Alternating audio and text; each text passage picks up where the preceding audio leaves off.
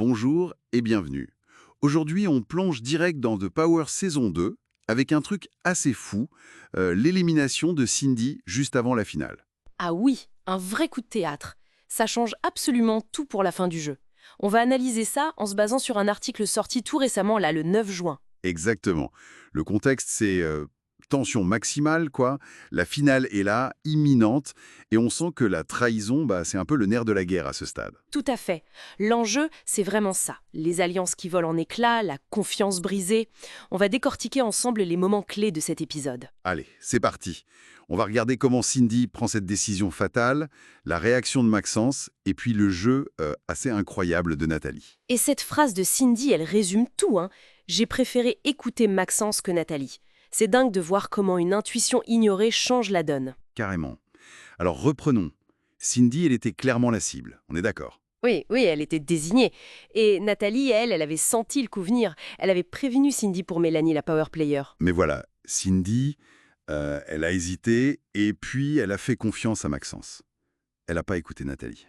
Et boum, élimination directe. C'est dur. Sa réaction le montre bien. Elle dit « je suis dégoûtée Ce qui est intéressant aussi, c'est sa réflexion après coup, très froide.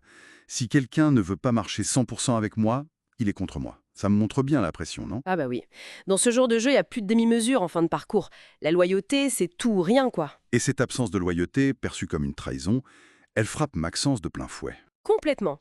L'article dit qu'il est anéanti. Pas seulement par le départ de Cindy, mais surtout par le double jeu de Mélanie. Sa phrase « c'est un monde qui s'écroule pour moi », c'est fort quand même. Ça montre que les liens étaient réels, malgré le jeu. Oui, il se sent manipulé, trahi par quelqu'un en qui il avait confiance.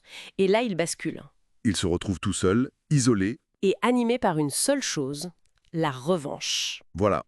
Quand il dit vouloir lui rendre la pareille à Mélanie, on sent que c'est devenu personnel. C'est plus juste de la stratégie. C'est ça. L'émotion prend le dessus.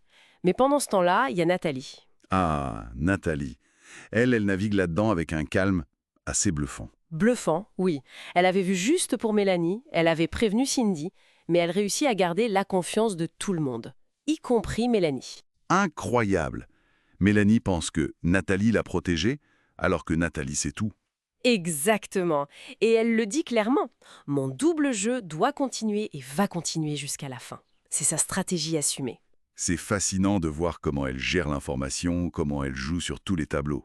Elle est en plein contrôle, enfin en apparence, mais bon, ce jeu d'équilibriste, ça tient à un fil. Surtout que maintenant, l'ambiance a changé. L'élimination de Cindy, ça a cassé quelque chose. Ah oui, clairement. Fini l'alliance des quatre, les belles promesses.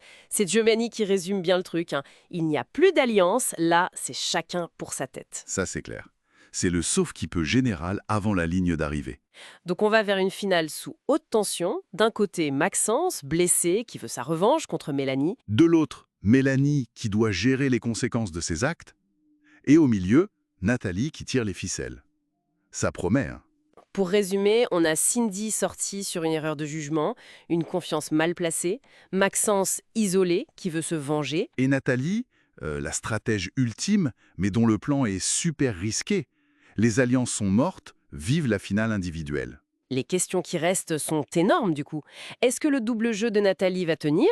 Est-ce que Maxence va réussir à avoir sa revanche? Ou est-ce que ça va le perdre?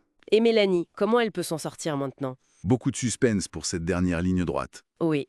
Et au-delà de savoir qui va gagner, ce moment du jeu, il nous montre quelque chose d'assez fort sur la nature humaine sous pression, non? C'est-à-dire, Mais on voit comment, à l'approche de la victoire, la trahison devient presque logique, ou en tout cas une option stratégique quasi inévitable.